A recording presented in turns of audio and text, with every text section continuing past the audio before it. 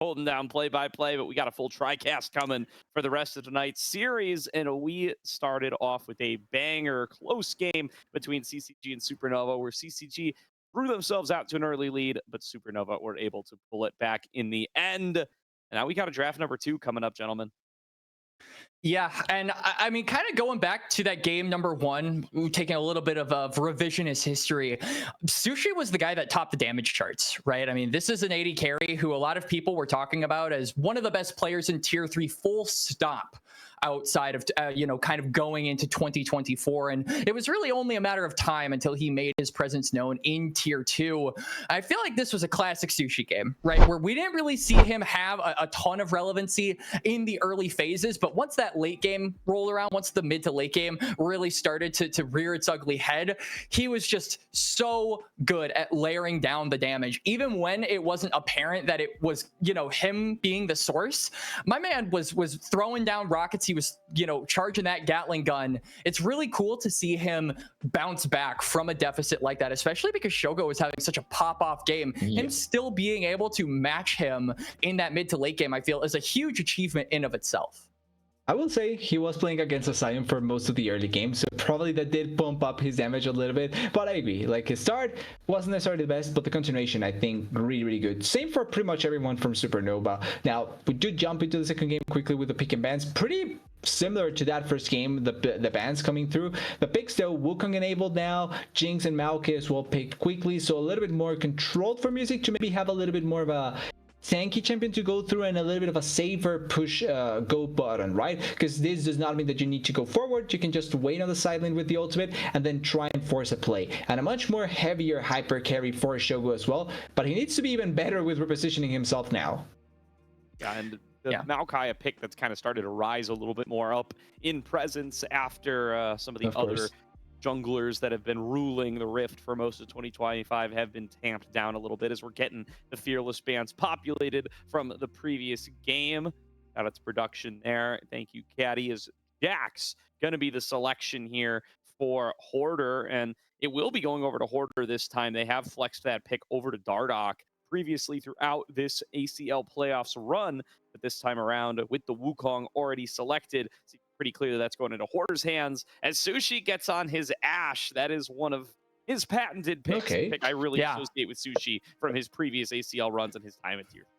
Yeah, he's got his Ashe, he's got his Ezreal. I mean, these are just champions I feel are synonymous with Sushi, and his ability to really, I think, maneuver the game around that mid to late game area and really not have to worry too much about the early levels, right? And this is a much more utilitarian type of pick, right? You're not necessarily looking at Sushi to be the carry. You're not looking at him to have these crazy score lines. He is there to facilitate the Jax. He's there to facilitate the Wukong. So I think going into the second phase of draft, CCG really need to be mindful that Supernova have kind of the opposite strategy of them. They want to play for topside, and CCG, like you said, guys, it is the Jinx locked in. Anytime that character makes its presence known on the Rift, it is the one that is played for, right? And this is Shogo's Jinx. This, you want to talk about patented picks, Gordo? This is his patented pick as well.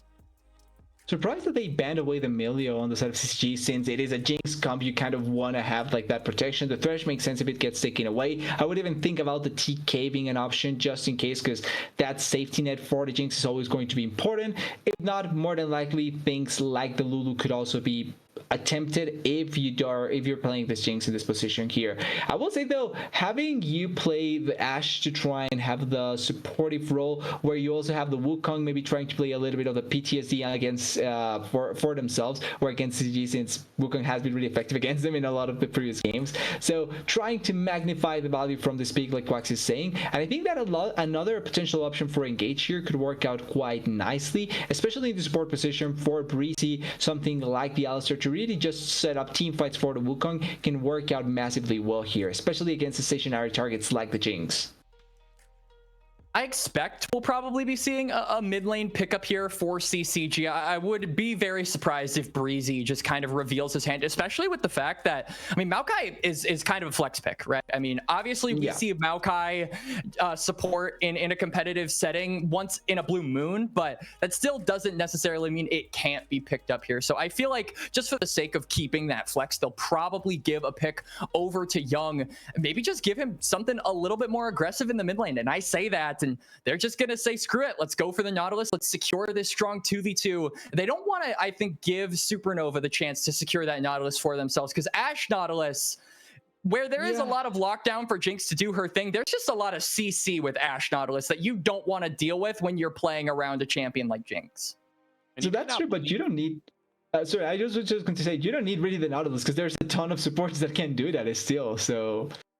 Yeah, and you may not believe me when I tell you this. This is going to be Fadachan's first Nautilus game of the split. Really? Yeah, just a champion that he has not really dipped his toes into too much. And also worth calling out, right? As you mentioned Sushi earlier, Quacks, Fadachan has been absent for a lot of this playoffs run for CCG. They've cycled through. They had Barlow for the start of the run. They very briefly had him for their previous matchup with Supernova, and then they've had Obstanatus ever since then. Now finally bringing Fadachan back. It's actually Supernova now who are the ones who have to field a substitute in the form of Sushi. And you got to wonder, right, both how does Supernova adapt around a player like Sushi? Seemingly pretty well. They're giving him his picks already. While CCG, they're back together as a full squad, but they've barely gotten to get reps together over the course of this playoffs run. I actually wouldn't hate something like a Syndra here. Something a little bit more long-ranged would do CCG wonders, I feel. Not only does the range really help you out, but the pick potential from Syndra, I think, is going to be instrumental to getting the ball rolling, right? Not a lot of people, I think, pay respects to how much of a go button the Scat of the Week can be, especially when you have picks like Nautilus and Maokai that can really capitalize off of it with their own crowd control and lockdown. And that was the big thing that we talked about for CCG in game number 1, right? It was the damage, of course, but just the amount of crowd control that they had to be able to hold members of Supernova down and give Shogo time to free hit. I feel like the same strategy is kind of being applied here in game number 2, but on a much more severe scale, with the champion like Jinx being way more dangerous if they can get the ball rolling, obviously, with that passive being so deadly if it can start chaining together for them. I think the problem, though, here is that a lot of this game is going to fall back onto what Young is able to do on this Syndra. Because top lane doesn't necessarily look like it's going to be dominated by the Xanta. Then you have a bot lane matchup that it's not Jinx favored. Early on, it's going to be Ashe Leona favored. You're going to be able to lock down this Jinx Nautilus really effectively. And then for Maokai, for Music, one of the biggest things in the previous game was how he controlled the early stages by virtue of being able to control a lot of what their laners were doing and being able to capitalize on Dardoch's movement as well. This time around, though, with two lanes that are going to be pushed into you, are you going to be able to have the same sort of control or domination, or do we see an early lane swap like we saw from the previous game, but this time from CCG? I feel like that has to be the alternative, because if it's just straight up lanes, Supernova just has way more control in both side lanes. Yeah, I mean, I think that it can turn around a little bit for CCG. One of the best counters to Jax is that Cassante, right? That is one of the better characters in that matchup. So I think once that level 6 kind of gets unlocked here for the side of Crimson, maybe we can see a little bit of a shift in who actually gains priority. But for levels 1 through 5, I agree with you here, TDS. I think that Ashe Leona is such a difficult threat to deal with in the laning phase. We're probably expecting priority to go their way, or at the very least those early levels should be dictated by just superior damage from them. I wouldn't be surprised here if Breezy actually just goes for the ignite and says, screw it, I want to be the guy dominating this lane. And that'll open up a lot of avenues for Dardoch to do to Music what Music did to him in game number 1. I like that you called that out, because I really don't think even if they get priority for CCG, I really don't think there's an angle for Music to do that again here in game number 2. Maokai just isn't a champion that can really invade you heavily, even if he has the priority. My man just doesn't really have damage, right? And that's not why you pick him. He probably will go the fate. He probably will go the Faded Ashes, all right? But that's like it, my friend. And I don't think that's enough necessarily, especially with how beefed up this top side actually is. They have a decent amount of health stackers on this top side that make it difficult for you to actually one-shot them. Sure. That's definitely going to be a big aspect of trying to navigate these compositions. And I really want to see if they're able to get a lead into Shogo again. Are they going to be able to carry it through the entirety of the game? As that's really where they ran into issues in game number 1, getting a little too aggressive, getting a little bit of gold back into Dardoch's Nefiri. Dardoch's not in as good a position to snowball this game. I think it's a lot more in Hoarder's bucket to try to get ahead on this Jax, be able to be a massive side lane threat facing off against this tank pick and having nobody on CCG that's really well equipped to be able to deal with him. So Supernova kind of changing up their tactics a little bit this time around. Yeah. There is going to be a limit to that well of how many hard carries you can get out of the jungle. That said, we know that Dardoch's a flexible player. We know that he can play all these different styles plenty effectively. And I don't think there's a jungler in League of Legends right now who has not gotten their reps on this Wukong over the course of 2025. So a lot to be checking out here for Supernova and whether or not they're going to be able to utilize the global pressure, the roaming potential that they've brought in with this draft to enable Hoarder as he faces off against Crimson on one of his signature picks, the Cassante. And this is a really interesting, I think, narrative matchup too, because you look at someone like Hoarder, I think, who has been the talk of the town for top laners a lot in the NACL. A lot of people really look at him for his monumental rise, his ability to get third on Conviction in his first ever split, and then he moves over to Supernova and has a few stumbles here and there, but for the most part was one of the best top laners in Summer Split. I definitely think a word that I would use to describe him is fast-tracked a little bit, right? He went from tier 3 and immediately shot up the ranks, I think, in tier 2 top laners, whereas Crimson has taken his time a little bit more. I think that this guy obviously has been one of CCG's prime time players, right? He's stuck with them ever since they promoted into the NACL, and he has very slowly but surely been improving with every single split, but it hasn't been as pronounced as someone like Hoarder, who I think just really shot up right from the get-go. So now with these players who are in kind of similar spots in their career, it'll be interesting to see which one comes out on top. Yeah, it's going to be really dependent on how they want to play today. I think the previous game was a good story in the opposite for what we expect from both players, because I think Crimson a little bit more consistent in a lot of other manners. Harder was a more like streaky, aggressive top laner that goes for the bruisers, and he's going this time around for that with the Jax against the Cassante. So he has a good chance to actually be not only aggressive, but actually show up with the picks that we kind of know him for, and that can make himself work out as best as possible as well. Yeah, definitely a showdown between top laners that have both entered the league at similar points in their careers, but have had, as you said, very different trajectories there, Quacks. I think you could say a lot about that for both of these teams. I think the mid laners in a similar position, right? Where ACO and Young have both been on that borderline of being in, I get to say LCS again, baby, of being in the LCS over the course of their careers, and have found themselves back in tier 2 to various degrees of success, but now both trying to fight to get back up there. I think they both are disappointed in their NACL runs this last split, but a little chance for redemption here in ACL summer. And of course, with ACL fall coming up before too long after that, we all know that's where a lot of scouting for 2026 NACL will be done. So really want to leave a good impression, really want to start scouting around for what your own roster is going to look like coming into that tournament. And of course, want to bump yourself up in that prize pool coming in for this very ACL itself as well. I don't know if you guys got to hit on this because I joined a little bit later, but something else I do want to look at here for the 3 teams left. Somebody is joining Sudsy in the very, very distinguished category of having 2 ACL titles. It is either going to be Dardoch from Supernova. It is going to be potentially, who is it that won on CCG? Music, who won 2024 fall CCG, or it's going to be Levitate over on Milky Sports Whole Milk, who won with Team Fish Taco back in the day. So it's going to be one more player, and it's going to be entirely based on what team ends up actually winning. So I'm going to be keeping that in the back of my mind this whole way through. Somebody's becoming Aegis royalty over the course of this upcoming week. And I think it's really cool to see CCG kind of back in this position, right? Obviously, they're shooting for the moon and they really want to try and be those champions again, because these are the guys this is the organization that won last year in fall, right? The most stacked tournament I think that we have had here on Aegis was won by the CCG organization. The Glorpsters ended up getting it.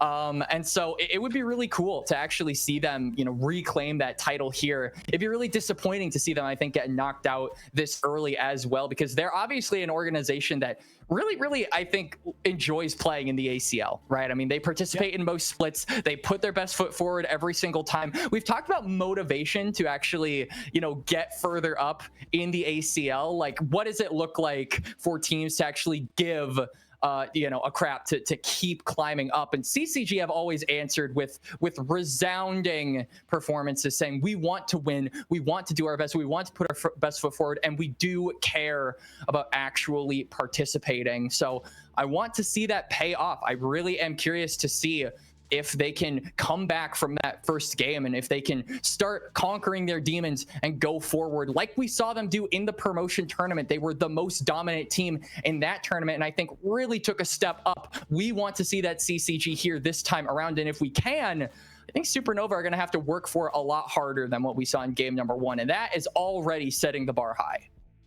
Yeah, it's going to make it difficult because they need to respond in a good manner. They need to come back effectively, but they also need to be able to return from a dominant game 1 that they lost, because they lost the dominant game 1 at the start of it, to now being able to turn around the complete part of the series. It's not easy, but I think CCG is a team capable of doing it. That being said, it is still a really high mountain to go up against, because Supernova, for all that we know about them, obviously being one of the top teams in the NACL, maybe not the close to their season like they wanted to, but they're still really strong, and it really showed the difference that some players can make whenever they are connected. Yeah, definitely. I actually think it'll serve Supernova better in the early game, the kind of champions they've drafted for themselves this time around, particularly Dardoch on the Wukong. I think that having access to a little bit more traditional of a full clear jungler who got a lot of extra reps on and who maybe has... Autonomy feels like a weird word because it's the one you give to the carries and to the assassins, but Nefiri needs to get those first couple of kills to really get rolling, needs to get ahead of the pace of the game, and then it's Dardoch's playground to figure out what he wants to do. But this time around, I think he's going to get that right off the bat on this Wukong, maybe a lower ceiling, but going to have a little bit more power to dictate the pace of this early game as he faces off against Music, who's a player that you really cannot let have free reign, or he's going to give you those kinds of early leads like CCG found for themselves in game number 1. I think it's almost like an opposite trajectory to what we expect from the Nefiri, right? We want to see Nefiri kind of snowball right from the get-go. Wukong is a champion that really doesn't come online until like first item / level 6, right? Like those are his two, I would say, big break points. And so I think it is going to be an interesting test here for Dardoch, having a very different style that he'll have to cultivate here for game number 2 if he wants to be as successful as he was in game number 1.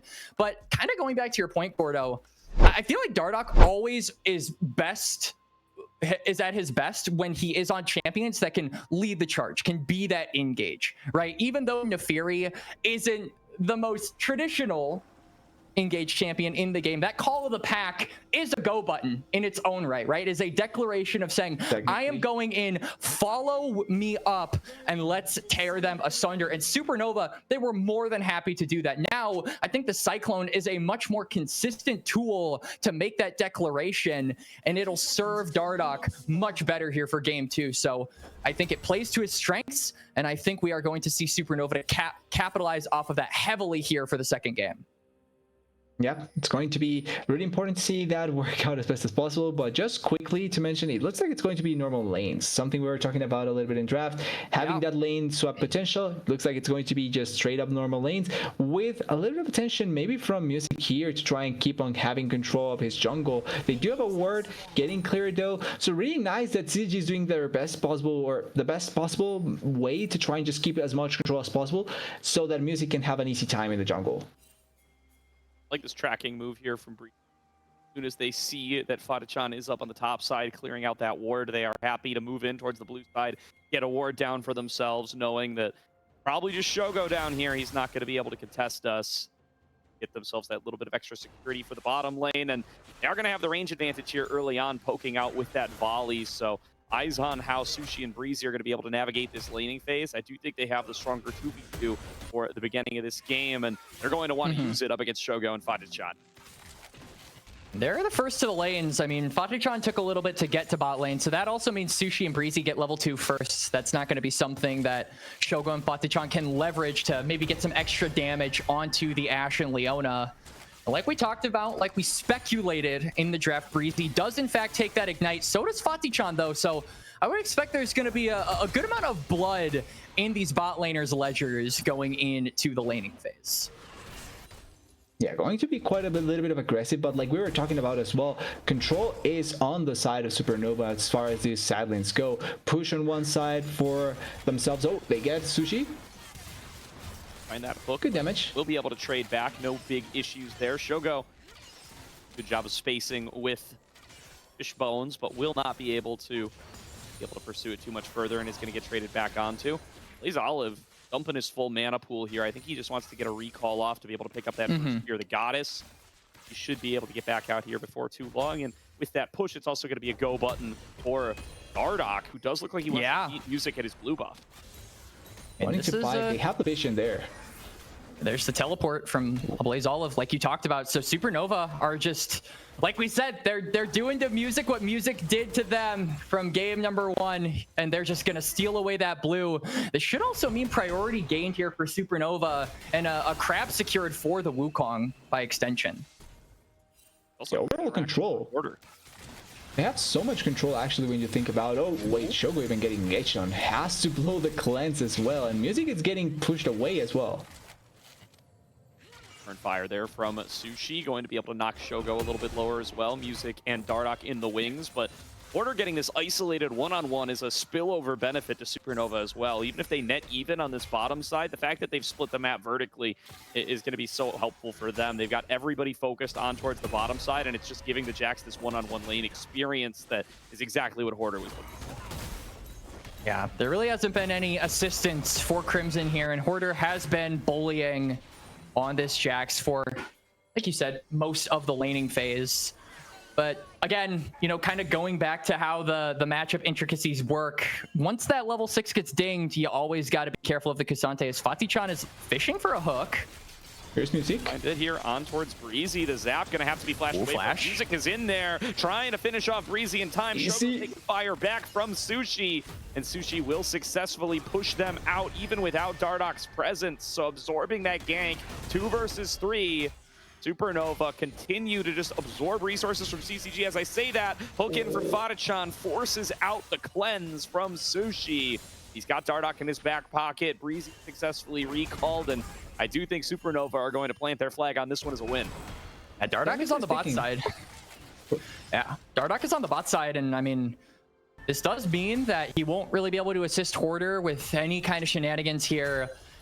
Jax has done a really good job at chunking out the Cassante, and I have to think that you want to try and punish him before he gets that all out.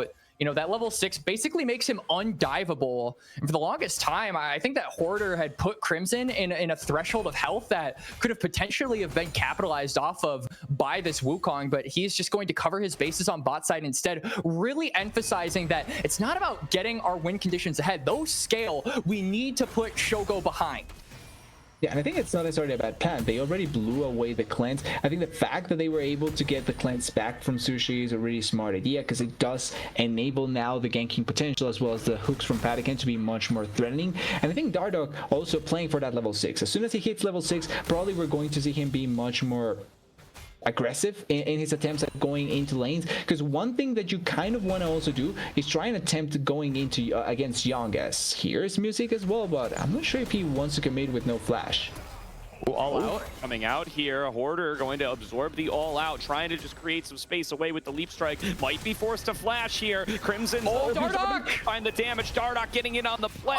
And the charge shot. Find the first blood. Nimbus strike has the damage, and Supernova are on the board first.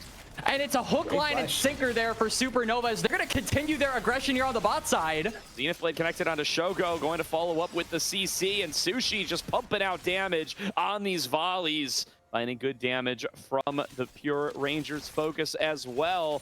And going to keep CCG low on health here. A level disadvantage for Shogo in these exchanges matters so much in these early levels, as does the range of this volley to just keep chunking his health bar lower and lower. Sushi on full resources on the Berserker's Greaves up against Cull, making full usage of the item advantage. And here comes the Blaze Olive to execute on the dive. It's a great interrupt from Fadichan, but it just does not matter. Full Fetal Warfare over to Supernova as they walk away with a double kill in the bottom lane. You gotta think that's going there.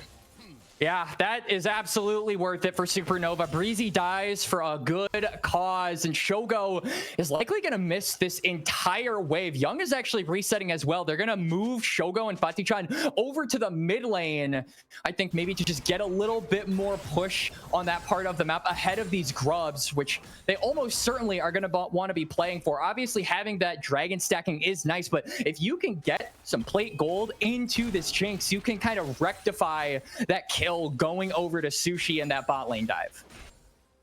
They get way too much value in that position with what they're able to accomplish there, and it's also the fact that the most important members are getting those kills. You could argue maybe Hoarder getting a kill would have been better, but you have Wukong with a kill, you have Ryze with a kill, and now you have Sushi as well on the Ashe with a kill. So every carry with a kill, and also just having more pressure onto their counterparts, because every member is ahead in terms of CS and in terms of gold and kills as well now.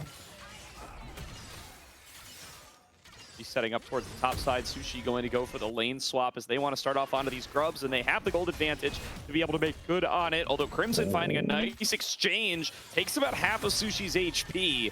They will try to push it back on up, but Shogo and Fadichan are route. They're going to be able to get some chunk back on towards Crimson. Oh, that landed? Route onto Dardoch. We'll get a little bit of a trade, but they're going to get things. Oh, the dodge! Music, but the Enchanted Crusadero will connect on a Fadichan. Cyclone Sushi's taking too much damage. Flashes into the grub pit. He's going to get chased down by Dardoch, but now Breezy left to try a little bit. They can't quite find the damage, though. Crimson forced back, and a Blaze Olive just pumping out the damage, using the Spell Flux to spread it across all three members. And Breezy going to look for the engage as well. Root onto Music. They're just going to take them down one at a time. And Music will be forced to flash out to safety. A Blaze Olive continuing to push them back, basically single-handedly, while Dardoch works on the grubs, and Supernova have full control over the top side. They outplay in an even-numbered scenario. Really good stuff coming out there from Supernova. And now they're not done yet, possibly. Yeah, Shogo doesn't have to flash, doesn't have to cleanse. Fatichan is going to keep fishing for a hook. He really wants to get his AD carry ahead, not knowing that there might be someone around the corner. There isn't for the time being, but this is just Fatichan. It feels like CCG are starting to get desperate to get this Jinx ahead. There has been no reset for Shogo thus far, at least not one that he's been able to capitalize off of. So with those grubs now missing as well, it doesn't even matter that you get pushed. You might get one plate, but this Ashe is getting so much more in a similar situation now because that objective is secured for Supernova. Yeah, and they're using the teleport to come back into the top lane. One of the biggest things as well is because now that the Jinx is behind, she's not really in a spot that she's going to be comfortable to try and play with. The fact that she has no champion to peel for her or to play for her in the later stages, so to just provide protection for her, it's going to mean that she's going to have a harder time, because her reaching the point where she's going to be the strongest is going to take longer, and then also she's going to be having to play for herself most of the time. So because she's behind now, the plan for CCG really needs or depends extremely on Young. If Young doesn't find angles where he can go for kills, wait. Ooh, not the direction. Whoa! Matters. The amped up turret damage really being he doesn't die here, but I think he gets out off the flash. Got a nice leap strike off there as well. On the control ward. Rocket! Super mega death rocket from Shogo. Oh, it hit a Blaze Olive! Intercepted by a Blaze Olive to protect his top laner. And Supernova will be able to get out without a death. ABO there to just fire out the flares and manages to save his top laner to fight another day. It was looking so good for Crimson, but he's just not able to find that last tick of damage. As now Drake has been started. I mean, this pit is just owned by Supernova. They have all the tools they could possibly want. Shogo, they could look for something because he has all of those summoners, but I just feel like the damage is not there for CCG at the current moment. You don't have the tools to actually fight back, and the risk is not worth the potential payoff at this point. You don't want to set this Jinx any further behind than it already is. the only one there that could actually have provided enough damage to kill someone would have been Young on the Syndra. But the problem is that because of how they were positioned, Ryze would have intercepted the Syndra, and then the follow-up to kill her would have been way quicker, much easier, and you kind of take away the purpose of trying to play into that dragon. So I think the decision by CCG here, much better. You don't actually need to commit just yet. They need to find a play though, but I don't think it's that dragon play. They have to find another angle to actually commit for it. And already we're 12 minutes into the game, and the next time an objective spawns, it could be potential just feats unlocked for Supernova, right? They got the full thing of grubs, they got the dragon, they got the first 3 kills. They just need one more and they will complete that quest. Is now some action on the bot side. CC on to Fadachan, Dardoch tier for the backup, and that's going to be Dardoch cleaning up a third on a killing spree on this Wukong. Teleport. Going to be they want more. For another dive here. ABO arriving to the scene. TP. Wait, it's Young. 4 versus 2. Oh no! Young just throws himself into the meat grinder. Supernova walking away with 2 more, and they are off to the races in this game number 2. This is a disaster for CCG in game number 2. They try to respond, but they just don't have the manpower at that point. Young teleports in, says, where is everybody? I'm all alone here. I've got nowhere to go. I'm dead. I can't do anything. And it feels like CCG are echoing that same sentiment. They're trying to find some kind of angle, but Supernova are just so much quicker on the trigger here. Yeah, they are just simply in a much better spot. It feels like understanding how they want to play this map, and yeah, probably TPing as a Syndra with the Jinx, probably not the best decision there when it's 4 members strong for that dive. But it's also the fact that there's nothing else to do. If Young doesn't TP there, even if both of them die, Shogo dies anyway. So like you either have to do something or you're dead anyway. Now it's much worse because you actually lose 2 members, but at the end of the day, it's the fact that you're forced into decisions because the game is completely in control of the other side and you don't have the tools to respond accordingly to it. And I feel like a big linchpin for a lot of the success that we've seen from both of these teams across this series so far has to be in that support role, right? Both Breezy and Fatichan have been leaders at charging in and getting the start to a lot of these fights, but I feel like it's almost a double-edged sword, right? We saw in game number 1 that before Supernova were there for the comeback, Breezy was trying to go for basically every engage possible and wasn't really able to find one that clicked. Until it did, right? And that is what got Supernova in a winning position. Now we're seeing the same thing from Fatichan. He's looking for all of these angles. He's looking for all of these plays, but it's just not working out. Now we're seeing Breezy do just that again. On it again, Young. JTC easy peasy with the setup of the Rune Prison, and a Blaze Olive gonna pick up another one. And we talked about using these roam champions to be able to set up plays on the side lanes. It's almost been too easy for a Blaze Olive. He just rocks up into the bottom lane with Realm Warp twice in a row, cleans up easy kills, sometimes more than one, and then right there, Breezy just mashing all his buttons as a Blaze Olive sets up with Rune Prison. So many opportunities for Supernova to be able to find these kills, and the fact that CCG have fallen so far behind on the map, it's so easy for them to execute. Yep, at the end they're able to find multiple opportunities to make them work out, and it really all falls down to the fact that they control the side lanes, and with control of the side lanes, when you have this sort of strong champion that can roam around really effectively, if you're ahead, you get so many more opportunities to force a play and make it work out. Dardoch started here, finds music with the first gas of the Cyclone, just gonna dump down a second one. Hoarder trying to get over the wall, will be able to do so. Counter Dardoch locked down, flashes away after the Shogo's dead though. Shogo! It's gonna be a 1-for-1 so far. Dardoch for Shogo, but down goes the second carry. It's a Blaze Olive is able to flash and lock down Young. Crimson, Crimson, no. Out form will be kited out. They're gonna keep going. Blaze Olive knows where you're hiding. He knows where you sleep at night, and he's gonna bring Breezy there to take you down. Supernova 12-2. Every birthday party he'll be there. Every Christmas he'll be there. A Blaze Olive is under your bed. He's behind the cupboard. He knows where you sleep, like you said, Gordo. This man is omnipresent in game number 2. He's just everywhere and able to find the right angles for them to not only get the right control, but also get the right picks in most positions. And now, with the sort of game that they have here, he's even 2 items completed now. Young is way too far away from being able to fight against him. Oh, Fatican is dead. He might be able to Spider-Man his way away.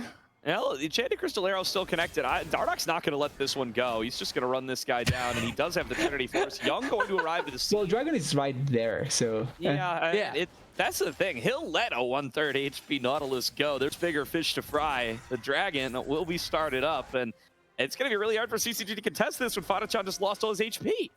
There's bigger fish to fry. I feel like there has to be some kind of league version of that term. Like, would you fry a dragon? I feel like if you were to cook a dragon, it would be like you're boiling it instead. This seems like the real discussion to have. You can fry, like people eat like alligator tails and stuff, right? You fry those. Right, yeah, stuff with scales. That's what dragons like. It's like a blizzard.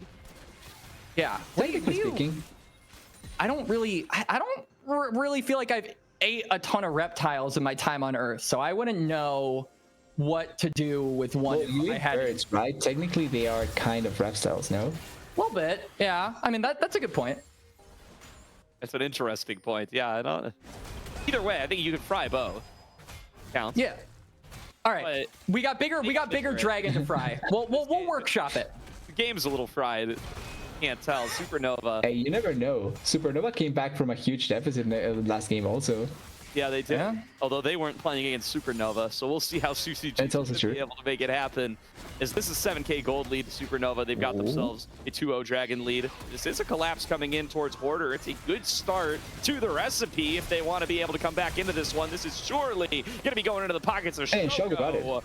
Shut down gold over to the Jinx, and that's going to need to be the first of many as he needs to accelerate himself back into this game. Sushi nearly on 2 items. He just picked up his first. You know, it starts with one, right? At this point, CCG will take anything, and I think giving that gold over to Shogo is exactly what they have wanted for the last 18 and a half or so minutes. They finally will get it, but the question kind of becomes, is it too little?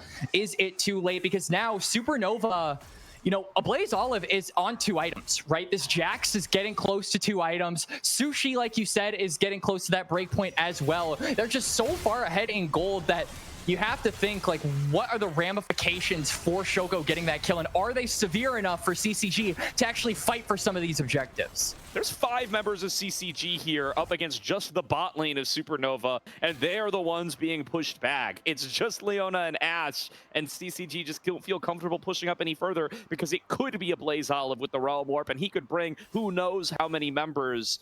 So they can just dedicate very minimal resources to take control over whole quadrants of the jungle. CCG totally forced out of their blue side. And really... Now, oh, no, go ahead. Yeah, I was just going to say, now that the game has kind of calmed down in a way that for Supernova is not bad, because this just means that they have more time to think what their next move is going to be. But for CCG is also great, because now Shogo actually has time to farm for his items. He got a shutdown, or technically not a shutdown, he got a kill. He got a little bit more time to try and scale up as the Jinx in this position. But the problem really is going to be how many times can they find those sort of plays, because look at bot side. They are going Herald bot. I mean, it's a Herald bot, and it's 4 members of CCG on the top side, and now they're just going to go for a Young. Yet again, this man cannot sleep at night. Oh, he also Realm Warped Shelly, so she's going to be up in there. Let's see what Hoarder can do in the 1 versus 3. Does commit the Grandmaster's Might, going to have to try to retreat over to the other side. Music got it. Music gets the kill. And that's a little bit, I don't know if it's worth Flash, but it's definitely good to give the kill to Music instead of Shogo. That's a Flash, and that's also 3 ultimates. Ahead of a dragon in 90 seconds, and an Otacon that is up. If Supernova can capitalize off of this, they could just immediately pivot onto the objective. Oh, Fata-chan locked down. Breezy happy to take that. Good flame chompers. Good flame chompers. We're going to be able to dead. He's about to get excited. That's the reset. It's reset. Who has to flash out to safety. So many the ulti. Be able to take down some of these carries, but Dardoch spinning through the rest of the squad. He basically solo kills Shogo, and he turns the whole play around. You know why his screen name is Mr. Dude, because Dardoch is him, baby. I mean, Dardoch, he may be playing a chimpanzee, but this man is acting like the GOAT right now. 6-1-0. We talked about the importance of Supernova playing toward their top side. It has been an avenue that they have played for all an ACL long. Even when they have had Scary Jerry, they have not been afraid to give Dardoch the ball. They have not been afraid to give Hoarder the ball, and it is paying off. That extra ounce of dimensionality really is making it difficult for CCG to find an angle on them. Even when they get a kill, it is Supernova right back there with 2, 3, even 4. They have every member in place to be able to go for whatever they want, and the thing is that was one of the best chances for CCG to actually win a fight. Sushi was really low, Blaze Olive was forced on the side, Hoarder was dead, Breezy died immediately. It was all on Dardoch finding that angle, and it didn't matter. Shogo also used Flash, by the way, so now he's even more of a sitting dog than he was before. Another CCG. Oh no. Music only going to lock down on a Breezy, and there's the goal. Oh no. Locking down on a same target every time if you can get him. And it will be another kill into Sushi's pocket. There's the go button down. No Nature's Grasp for Music. No Fox not alive on Summoner's Rift. And Supernova will get themselves on the soul point uncontested. And dude, you might as well have grown up, gone to college, got married, had children, die, come back to life, get 6 figs, and still Fatih-chan is going to be CC'd before you do all of that. My man could not move, and now CCG, the rest of them are paralyzed with fear at the thought of trying to contest Supernova on these bot side objectives, which they will claim both of. That still is probably not as long as Morgana's bind though, but yeah, he's stuck there for way too long, more than needed, and died in the process. The Atakan also dying there, and at this point I feel like it's just having that sort of nice feeling objective, because realistically that Atakan is not going to win the game, but it's also going to be taken away from any sort of chance for CCG, and since it's free, even better. They try to look here for a Blaze Olive, but they are not going to find the angle. He's way too squeaky. He's way too quick at moving away, and also it means that with that time maybe they can try and find a little bit more space on the side of Supernova to push more waves, because really the only lane that has an open inhibitor is bot side. They need to try and open up a little bit more on the rest of the map. They absolutely do. I think that CCG just need to keep looking for some kind of okay, they're not going to capitalize off of that. They don't have vision on this top side. That has got to be what Supernova are going to try and gain, right? They just need to get some eyes around this area. There's going to be a Baron coming up in about a minute and 5 seconds. And Supernova, you have to believe that they find a pick, they immediately just turn on to that objective.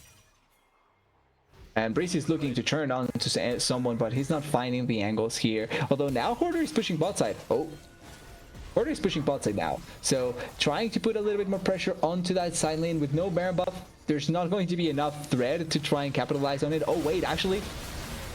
Lockdown coming up, but Dardoch is in here with the Cyclone, getting it onto multiple members. The second cast gonna Shogo's preheating, but Dardoch's got to create the space to get himself away. Shogo actually very untouched in this fight, but Hoarder is up in the front line. Resets. Will go down. 1 down, 2 down. For 1 so far to the side of CCG. They execute Hoarder, and once again, CCG able to find themselves somewhat of a stalemate. That's like their first winning trade of the entire game, but it's still not without its ramifications, because the the inhibitor, this you have to believe is going to be a major pain, a major thorn in CCG for the next few minutes as the Baron has spawned, because you're going to be playing cleanup of those supers until the respawn comes through. That's something that Supernova can capitalize off of, and like we said, I feel like even though they lose 2 in that fight, the game plan is still the same. Look for a pick and just look to go on to that Baron. This is the snap decision making that Supernova have cultivated all summer split long, all ACL long, and it is what has gotten them so high up in the standings in both. They also, though, have double teleport, or the teleport for a Blaze Olive is still available, and when they have Hoarders as well, there's always a chance for a play into the base if no one is protecting it, and they can finish the game. They have Rice Jax. That's a duo that can destroy the base really quickly if left to, so they can play around with this Baron buff as much as possible, because one thing that now you have to be worried about, Shogo free hitting all that fight, he got 2 kills, or 2 resets in that fight. That's a scary prospect now thinking about it, because Shogo is slowly but surely getting to the point point where when he reaches that IE, which should be sooner rather than later, he's going to find an angle to actually fight back. And that's a really scary thing to consider for future fights for Supernova. So they have to make the most out of this side lane play that they are trying to cultivate now. I mean, now it feels like CCG are in a bit of a dilemma here, because in about a minute, there's going to be that dragon spawning. It is only the Cloud Soul, so not the most consequential soul in the entire world, but still, that Baron up as well means that if CCG choose to fight, they could be at risk of losing both. But if they don't, they are definitely going to be losing at least one. They've got to find some kind of moment to pull the trigger eventually. Shogo is at about 2.5 items, so maybe this is the break point they want to fight on.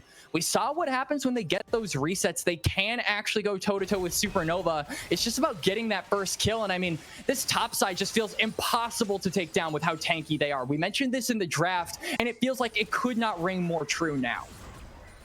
No good choice here for CCG facing down Supernovas. Getting pushed and pulled around the map right before the Baron spawns. Already a Blaze Olive working on that outer turret. They're going to try to force a play here before ABO can get down here, but they're already getting kited out by Sushi. Even Hoarder is pushing. Dragon spawns. Our Blaze Olive and Hoarder both knocking on the base doors. Meanwhile, 3 versus 5. Supernova have no issues. Dardoch. Oh no, the smoke. The recalls looking to make life easier for his. Oh wait, hang on. 5 members. Wait, hang on. Channeling PPs as a Blaze Olive and Hoarder are working on the next. Oh no way! No way! It's still hitting the base. The only one who made it back. No way, man! The wall, but a Blaze Olive and Hoarder, they just end the game straight up. Supernova move themselves up to match point. I can't. Of course they win the game like that, but it's something we talked about. Double teleport, side lane thread, and that's the thing. Supernova never really did need to go into fights at that point because they were way too far ahead, and CCG were way too committed on the dragon. And I gotta be honest, I was with Quacks on the point. It's just a Cloud Soul. It's more so a placebo buff at this point of the game than it is an actual valuable objective, because it's not a game-winning objective. Yes, it's good to have, but it's not going to win you the game, and CCG committed way too heavily on the typical NA play. See objective, go objective, instead of thinking of what that's going to work into the future. And Supernova got the better out of that. Yeah, I mean, this game was just dominated by Supernova. They took a little bit of time to warm up in game number 1, but this is the team that made people afraid of them in the NACL. And again, I gotta give massive credit over to a Blaze Olive in this game. The roams that he had with the Realm Warp were amazing. A lot of people like to call Realm Warp a useless spell when it's a level 1, right? Because its range is so short. Then this man said, whatever, that doesn't matter. I'm still going to make maximum usage out of it anyway. And he was just constantly putting the pressure where it needed to go. Shogo really was never given even a crumb to work off of until it was too late. And I feel like Supernova really read what CCG want to do ahead of time, and they are playing the game like how they planned. Well executed here from the Supernova folks. A really strong game from Hoarder as well. A little bit quieter in the KDA department, but really did a good job of keeping the pressure on the side lanes the entire game. Got put in an isolated one-on-one, made good on it, built himself up a nice gold lead via plates in the early game in that one-on-one up against the Castante, and then was able to join up with Blaze Olive to beat the side lane menaces that they need. And you can see over the course of this game, I hope, for anybody who's not too familiar with Sushi's career here, why we talk so highly about Sushi's Ashe. You know, this is generally a supportive, engaging champion, but it's fully capable of topping the damage charts when Sushi is piloting it, can be used as a lane bully, can be used as an engage tool, yes, but also can execute in these team fights. He's so adept at being able to turn this champion into a Swiss Army knife when so many people see it as a really one-dimensional pick. Find so much value in team fight, and also for the big potential as well. And since you're playing a double carry composition, it works out even better because you don't really need to have the Ashe be the main focus, just everyone else working out that way. And it also reminds me of something that I think I like to bring up occasionally because I think that it's forgotten that Sushi was also a support player. Like he actually, the first tournaments we saw from Sushi were support, played as a support, and I think that Ash really enables him effectively because Ash, as a supportive AD carry, yes, you're not the main damage dealer, but a lot of your plays to control the game, and I think Sushi has been always really good at that. Yeah, the good old Imperial Mandate Axioms Arc Ash that we all know and love, and I really wish I could forget about it, to be honest with you. But it's kind of funny that you mentioned that, TDS, because Fadichan is at the inverse, right? I mean, this is a guy who was the AD carry for the longest time. Now he's switching over to support, and I feel like Fadichan is looking for these angles. He's constantly looking for these opportunities to find picks, but we've kind of seen this mode be switched on for both supports across this series, right? We mentioned game number 1, how Breezy was looking for opportunities in the early game of that first game and not able to find them, right? He was throwing himself at the enemy team to no avail, literally handing them gold on a silver platter. This game, it kind of felt like Fadichan was doing something similar. He was looking for plays, looking to try and, you know, put some gas into this car that was the Jinx, but it just would not start. And I feel like going into game number 3, it's going to be a test of which support is able to play around their win con better, on top of which jungler is able to play around their win con better. I think it has been just as much of a Fadichan versus Breezy showcase as it has been Dardoch versus Music. I think that's a great point. I think overall that's a fair way to see it. Yeah, and with that, let's throw it over to a quick break as we will be getting into draft for game number 3 before too long. But first things first, I do want to shout out Zen Market. Zen Market is our one-stop solution for buying products directly from Japan. They'll help you buy items from over 10,000 shops, as well as place bids on auctions on your behalf. They'll even consolidate all your items safely into one box and can ship internationally. They provide excellent customer service in 19 languages, which is why Zen Market is trusted by over 2 million users worldwide. Check out the panel below the stream or click the link in chat to try them out now. If you sign up with promo code Aegis, you will get 1,000 yen off your first international shipping fee. Also, if you decide to make a purchase on Zen Market, use code Aegis25 for 25% off for your first purchase. In addition, Zen Market has leveled up the fan experience by giving one of you a chance to take home a Nintendo 64. Type ! giveaway in the chat to enter now. Thank you to Zen Market for supporting Aegis and the ACL, and we'll see everybody draft number 3 after a short break. 日本限定あ全マーケットを使おっと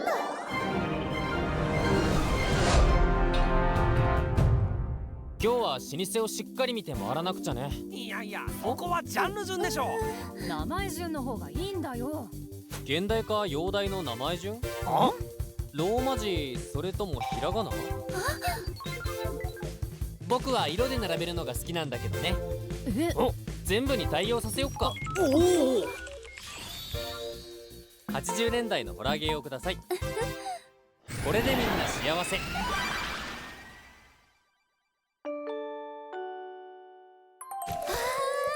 りがとう全マーケット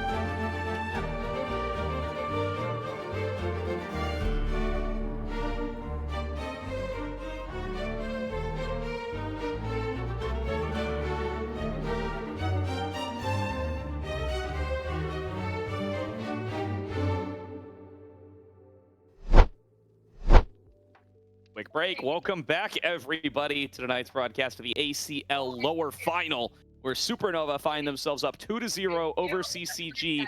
They have won this matchup 3 times already throughout this ACL, and they are looking to take it a 4th.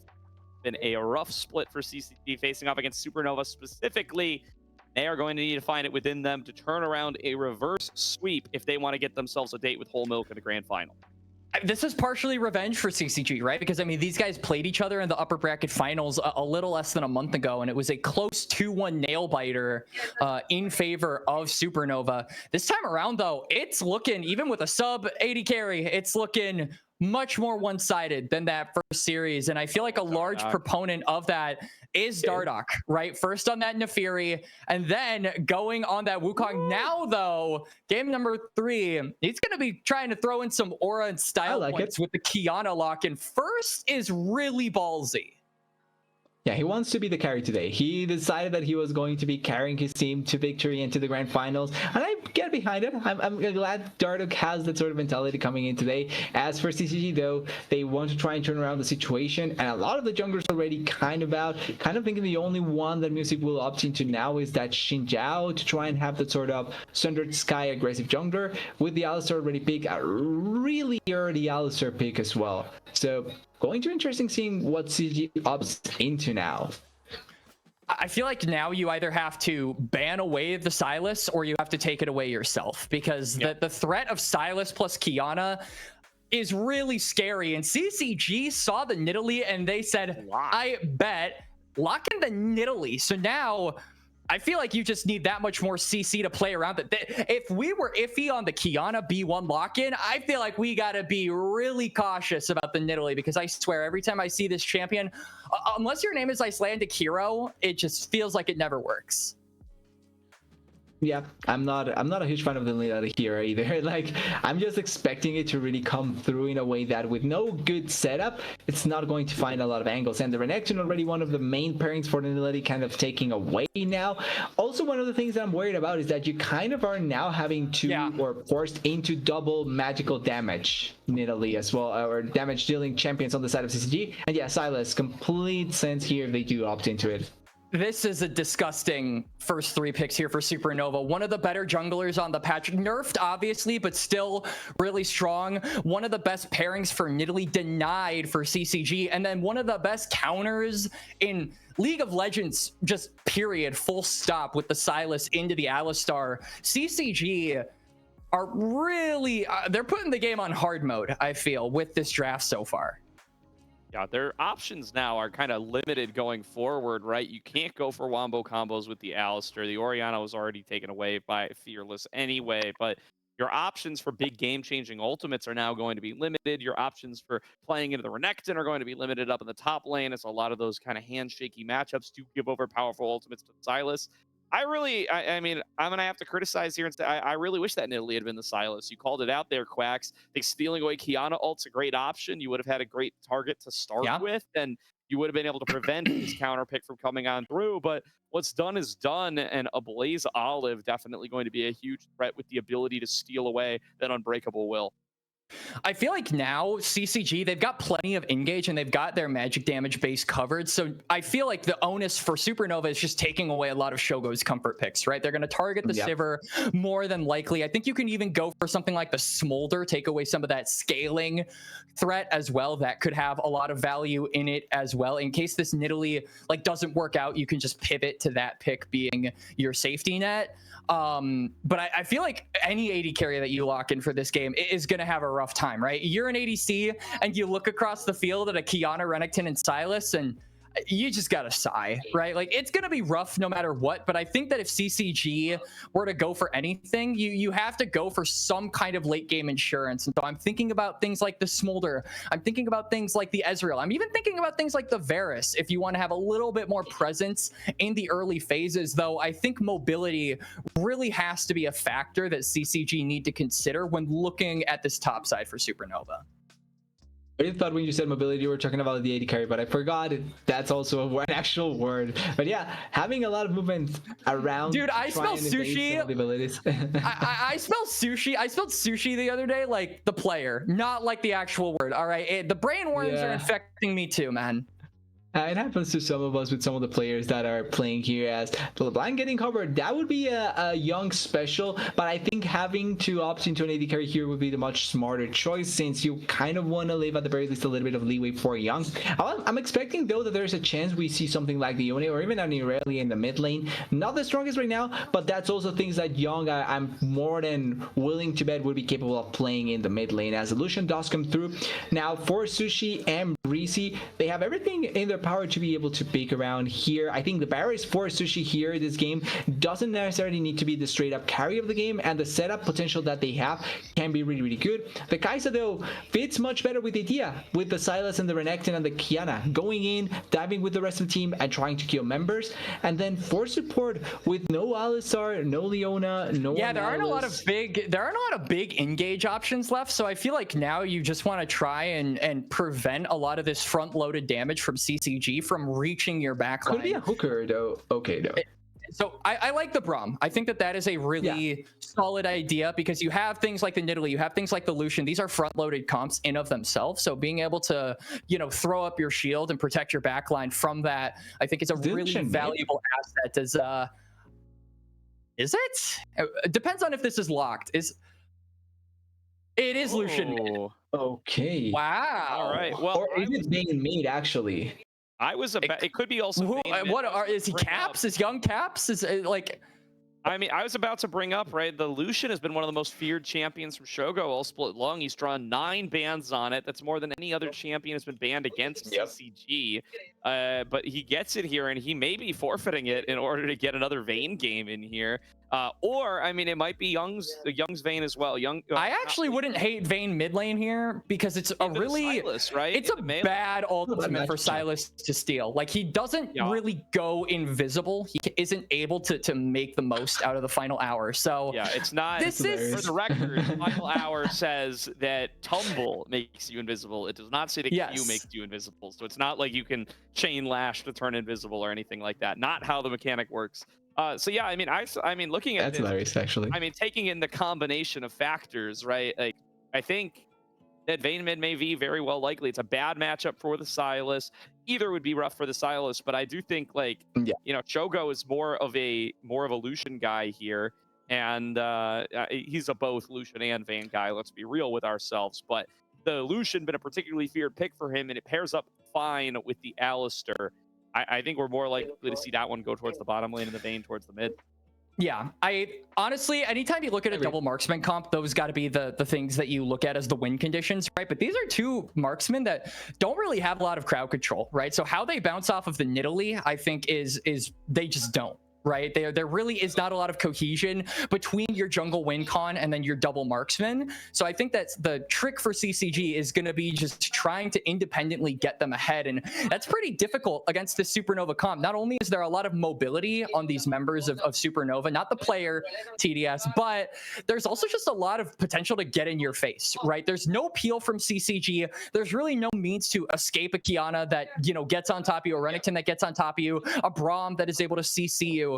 So there are a lot of holes that CCG need to plug here in game number 3, and they need to do it fast. A loss here, and you are out. Well, there are no more second chances. This is to determine who gets into the grand finals, and Supernova, I feel, walk away with definitely the better draft.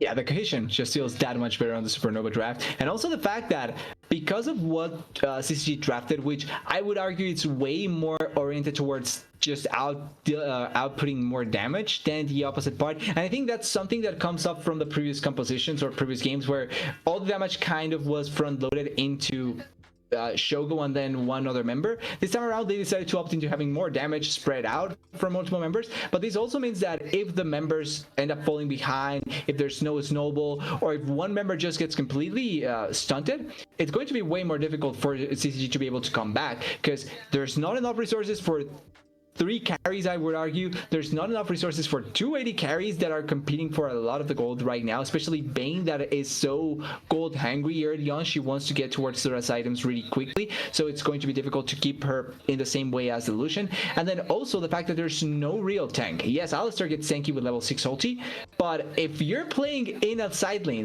Lucian by himself, Kiana Sylas will delete you. That's just a given. So it's scary to really think about that, especially with the previous game also being a win off of side lane play. I feel like this is a game where Supernova could legitimately swap, by the way. Like Kai'Sa, Braum into Aatrox, and then a Kiana there to dive.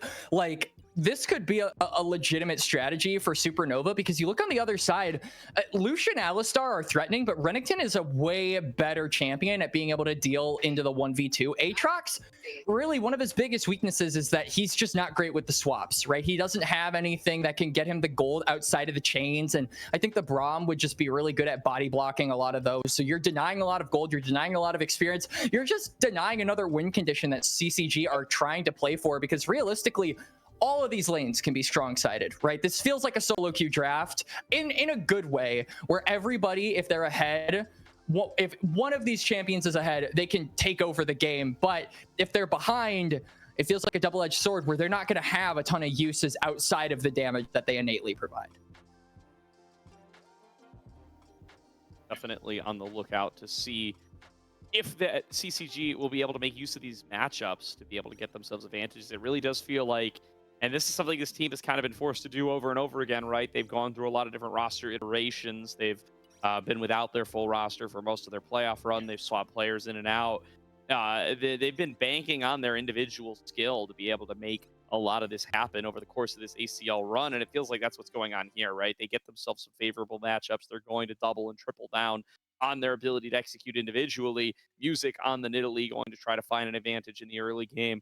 An Aatrox counter pick into the Renekton for Crimson, and then of course this Lupin and Vayne shenanigans, regardless of how they allocate these lanes, trying to be able to shut down this Sylas in mid lane. We'll have to see if they can make good on it, because in the background this whole time is going to be Dardoch on this Kiana, the pick that we've got to see more of out of the LPL. We've seen Wilson be very successful with it on Papa's Chonks, who are now eliminated. It's been a big pick for a number of junglers in a number of different areas around the space, and it started to develop a bit of a reputation for how dangerous it can be, whether you go the Bruiser style build or the Assassin style build. And I mean, Dardoch has been absolutely dominant this entire series. He is going to be in here trying to turn these lanes around if they get too aggressive, and CCG are going to need to have a consistent answer to that. Yeah, I feel like Supernova, you have to look at the top side as the win condition, right? Obviously, you've got carries in every role, similar to what we said about CCG, where the Kai'Sa, if they choose to play her on bot side, I think that is also a legitimate avenue. But I mean, the gold, this is kind of similar to what we said about the Nefiri game for game number 1 TDS, where if you aren't putting gold into the Nefiri's pockets, it doesn't have a lot of uses outside of the damage that it provides. Kiana is a little bit more three-dimensional. You've got the stealth, you've got the ultimate, you've got the stuns from the water element, but you do largely want to put the gold in her pockets. And so I think that Supernova will be making moves. Yeah, will be making moves to get Dardoch ahead, get him rolling as soon as possible, and just make sure that these CCG threats are not able to get off the ground, right? Because if you can take away the Lucian, you can take away the Vayne, there really aren't a lot of late game threats that I think CCG can use to transition over and be viable threats post 20 minutes. Yeah, there's always the angle also that just by being able to delete one of the threats as the Kiana, you can delete the other two quite easily because you have enough follow-up to go for it. And one of the other things that I do like about Supernova's composition is that even without an engaged support, really, Braum is one of the other few supports that can actually follow you into the back. So this composition always able to commit to a fight, follow up on one engage, and then being able to delete multiple targets. Their pick potential is good, but also their committing team fight is good. And if you get a good ultimate from the Sylas, more than likely this game is going to be Alistar and then whatever the heck he can find. But if he can get that Alistar ultimate, you have a pseudo tank that can just enable Sushi to have enough space to try and kill the remaining targets. So the cohesion idea works out really well in that sense as well. I mean, I feel like the World Ender is like a top of C tier ultimately. Everything else sucks, just straight up. Like the Culling is like C tier as well. Final Hour is D tier, and then Nidalee ult is a transformation, so it's like F- tier, Z tier, if you will. Or wait, no, that means good. It's like X tier or something like that. But kind of going back to Supernova as a roster, we talked about this at the beginning of the stream, at the beginning of the series. It's been really cool to see these players' journeys throughout 2025. I think now, as they're on the precipice of getting to the grand finals here in the summer split, looking back at these players and where they started at the start of the year, as we are officially in October as of now, it's really awesome to see the transition. Like Hoarder and Sushi were tier 3 players at the beginning of the year who come in and get into tier 2, much deserved. And Hoarder in particular, I think, really shot up in people's heads, where a lot of people wrote him off as someone who would probably be a good tier 3 player, but might not be able to make that transition into tier 2.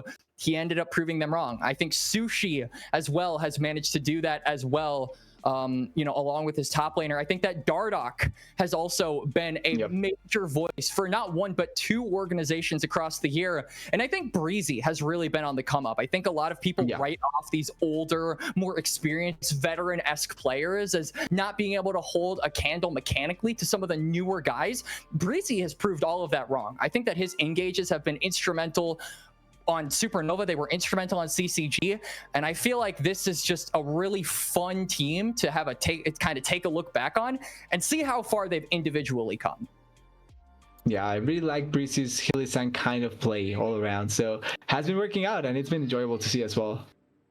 I got to toot the ACL horn as you bring up Sushi and Hoarder. They're both players who kind of started a lot of their tier 3 careers here in the ACL, better tournaments. their more notable careers here in ACL. Has more championships than LTA, bro. True. Yeah. And I remember watching Hoarder back in 2023 winter ACL, the first one of this kind of new generation. There was one way back in the day that did have a cap at a very, very high one. And good old days. This was, one of the latest generation of uncapped events. Was that 2023 winter where Hoarder was top 6 with Return of the Middle Sticks, his original team, and was immediately one of the standout rookies of that original ACL. He's come and developed so much further ever since then. Sushi, similarly, TDS made reference to his time as support on CCG Futures all the way back in, I believe it was 2023 fall. Yeah, and both these players have since come into their own so much, and now finally debuting in tier 2 this year, and to great fanfare on both ends. It absolutely is. It's awesome to see how far the Supernova players have come, even from the start of their careers.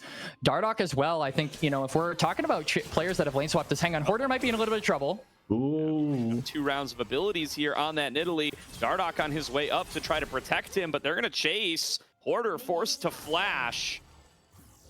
Music going to take one shot here. Okay. Not connect. And surely we're going to give it up there. Crimson, what are we doing, brother? Crimson. Hey, good start. I'd take that. He's thinking about it. Yeah, it's, not a kill, obviously, but it is a flash burn from Hoarder. And now I think Music maybe has an opportunity to revisit that lane and get the Nidalee snowball rolling. As we are taking a look at the junglers, Dardoch actually going to be rocking the Electrocute. There's been a lot of debate on what keystone is best for Qiyana jungle. Some say Conqueror, some say First Strike. Electrocute is also in the discussion, but I think it's a lot more niche than the other 2. So I'll be interested to see that burst combo come through from the Qiyana, and if he can actually fully utilize that keystone as the game goes on.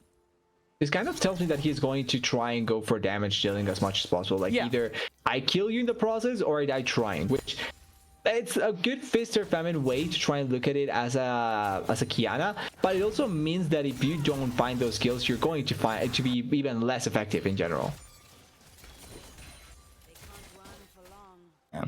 I do think, as we are looking at the junglers, both of them pathing toward the bot side, it is a little bit of a difficult task clearing with Qiyana. Obviously not as difficult as it once was. I think clearing with Qiyana jungle back when it was meta in like season 9 was quite different and a lot more challenging.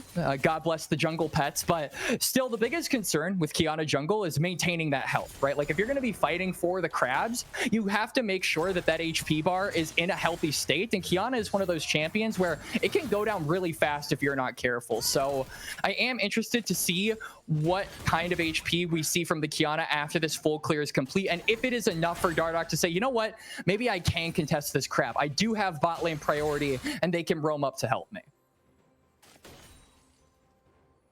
Dardoch finishing up his clear here on the bottom side. Going to actually juke back up towards the top. Doesn't feel confident in their ability to potentially have to brawl with the bottom lane, and is instead going to prioritize helping out Hoarder up against Crimson here, who finds a sick trade to be able to keep Crimson low on HP, abusing the early power of this Croc, despite the fact that his flash was blown. Also probably an instigating factor as to why Dardoch wants to stay up here, making sure that Hoarder can continue to flex his muscles even though he's flashless. They're going to dive. This is a play similar to when you see the Nidalee on that side of the Renekton. Point and click CC into dive when he's so low. They are going to go for it. Oh, wait. Sushi. Wow. Blocks by Breezy. Dardoch taking the quickly, though, gets out of there. First blood to Hoarder. Crimson will get the kill back, but will lose the wave. That makes it worse. Sushi. Whoa. Sushi. He's dead. Music looking to chase him down. Barrier going to keep him up for a little bit longer, but Shogo is in there for a little bit of extra damage, and Music will put himself on the board. CCG off to an early kill lead. I mean, honestly, it's not all that bad, I feel, for the side of Supernova. Shogo sacrificed an arm and a leg and didn't end up getting that kill, so this leaves the Vayne extremely vulnerable on the off chance that Dardoch wants to pay a visit toward that bot side in the future. Still, though, getting that Nidalee ball rolling, it's really good for Music, but we'll have to see what he can do with it. Dragon is going to be up in around 20 seconds, but the late reset from Music does mean he loses out on a little bit of tempo compared to Dardoch, who's looking for another dive. And they are trying to rush this because Nidalee's coming. Order coming on in. They're going to be able to find the stun again. This time, it is a Shogo aggro from Dardoch. He tanks the shot. Sushi, meanwhile, might have an angle here on a Shogo. 2 versus 1. Sushi and Breezy hunt down the CCG marksman. And just like that, Supernova are right back out to a 1K gold lead. Although Music finds the spear and puts it down the crocodile again. Yeah, it's with the Yayi. Hoarder, little bit of an overstay there in the top lane, but still will also get a plate for his efforts and has both of those kills, so it's not all bad at the end of the day. But yeah, I mean, like we just talked about it, right? Shogo sacrificing his flash, sacrificing his ghost to try and get that kill onto Sushi under the turret means that he has really no defense as this Vayne to be able to peel off Breezy and Sushi from just shooting him in the face. And so they get another kill on toward the bot side of the map. It will be the Kai'Sa's first. The kills are even, but I feel like the allocation of resources is just better for Supernova at the current moment. I would argue maybe having one on Dardoch would probably work out better than having it just on the Renekton. Because when you look at topside, right? Yes, Renekton is ahead now, but he's also double the CS of the Aatrox. So realistically, 1 kill on Dardoch, 1 kill on the Renekton here would have been the perfect allocation. I'm also surprised that they got the kill onto the Bane. I didn't even know he was going to get enough damage because when the minions arrived, I thought the Q was going to get what is the word? Like going to go to multiple members instead of all going focused towards the Vayne at the end there. Yeah, spread. That's the word. Disperse, spread, yeah. As now CCG are gonna disperse themselves toward the bot side. That dragon going to be claimed there by them because of the lane swap. Means they have a numbers advantage. This is something that I think that CCG have been doing for a majority of their time. They try to get Shogo in a position, even when they're not the ones doing the swap, they try and give Shogo the opportunity for a 1v2. Here we go into the dive. Chan doing a good job of taking up the initial. That's the way. Shogo made that here. Left alone to an amped up turret. Easy solo kill for Hoarder in what is actually a 1 versus 3. And now the ability to dive him is going to be so much more limited as long as he doesn't tank a stupid spear. Yeah. So well done by him, and such a... Are they going to try the same thing on Crimson? Well, Kiana is coming. Yeah. He has ultimate too. I think they're going to They don't have enough minions though. No, but they got a Breezy. Display of talent. There's going to be the one shot, and Breezy, the one who walks away with the kill. Meanwhile, Music gave up on this play on the bottom side, and it's once again Supernova winning out on both sides of the map. Oh, look at that damage onto Shogo out of ABO. Level advantage making itself felt. That's the alternator diff right there, as ABO is just able to half health Shogo essentially with one quick little Q auto to the face. This game feels like it is quickly starting to be in dire straits for CCG, and we're only 8 minutes in. They've been trying really hard to get Shogo, you know, some type of avenue, going for that dive on the bot side, him committing his flash and his ghost to try and get Sushi, not being able to do it, and then they try and dive Hoarder, and he turns it around. Not only are you giving resources over to Supernova with these failed dives, but you're not giving anything over to Shogo. This Vayne really doesn't have an avenue right now. No. ABO nearly one-shotting Shogo there, who's again up too far on this Vayne. Has Fadachan there for the backup, but it's kind of just there to hold the man down, as Shogo's going to be forced to take a recall here, losing out on more CS. Falling behind in comparison to Sushi, who's in a comfortable 1 versus 2. And more Fadachan may be dying here as well. Play off of this. They lock down Fadachan. He does take level 6. That might just give him the last bit of health that he needs. ABO going to be able to pop the Unbreakable Will himself. He returns fire onto Music, and they will be forced to back away. And that's the closest thing to a positive play CCG have gotten in a while, but it's still just Supernova getting the grubs. Yeah, it's still super negative, which is hilarious because, yeah, they're going to get the grubs, like you said. Now Hoarder aggressing onto Young. He got the kill here. No 1v1 here. Young has flash. Big cold peek out of Hoarder. Going to push Young back, both low on HP, but better sustained for the Renekton. Flash forced out of Crimson. And in every lane, on every turn, let's see if Music can make something happen up against Hoarder here, who may have just aggressed up a little bit too far. Easy spear connected off of the smite slow, and Music will get himself his 3rd. Young that has to be the slowest spear kill I think I've seen ever. Like just arriving slowly but surely onto the face. So Breezy may get a collapse on. He doesn't have ult.